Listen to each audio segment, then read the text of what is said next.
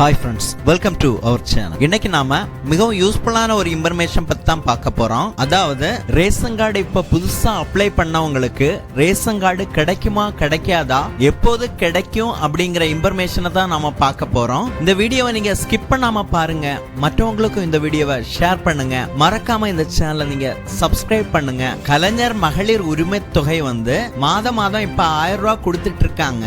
இந்த 1000 ரூபாய் கொடுக்க போறோம் அப்படிங்கிற நியூஸ் வந்த உடனே பல பேரு நிலவுல இருக்கிற ரேஷன் கார்டுல இருந்து பிரிஞ்சு தனியா ரேஷன் கார்டு எடுக்க ஆரம்பிச்சுட்டாங்க.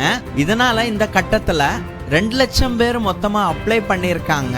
அதுல 80,000 பேருக்கு இப்ப கொடுக்கணும் அப்படின்னு சொல்லிட்டு ஒரு ஆர்டர் கொடுத்திருக்காங்க. என்னாலும் இது மக்களுக்கு கிடைக்கல அப்படிங்கிற ஒரு கம்ப்ளைண்ட் வந்திருக்கு. இத பத்தி தமிழக அரசு தரப்புல இருந்து ஒரு செய்தியை வெளியிட்டு இருக்காங்க. ரேஷன் கார்டு எல்லாவற்றுக்கும் உபயோகமான ஒன்னா இருக்கு. பேரிடர் காலத்துல அதுவும் இல்லாம அத்தியாவசிய பொருள் மானியமா ரேஷன் கடையில வாங்குறதுக்கு இந்த ரேஷன் கார்டு இன்றியமையாததா இருக்கு. இந்த ரேஷன் கார்டுகள் சீக்கிரமா அச்சிட்டு தரப்படும் அப்படின்னு சொல்லியிருக்காங்க. அது மட்டும் இல்ல, நிலவுல பெண்டிங்ல இருக்கிறவங்களுக்கும் கூடிய சீக்கிரமா இந்த தேர்தல் ரிசல்ட்டுக்கு அப்புறம் கொடுக்க போறதா சொல்லியிருக்காங்க. அது மட்டும் இல்ல, மகளிர் உரிமை தொகைக்கான புதிய விண்ணப்பங்கள் சீக்கிரமா மீண்டும் ஏற்கப்படும் அப்படின்னு சொல்லியிருக்காங்க.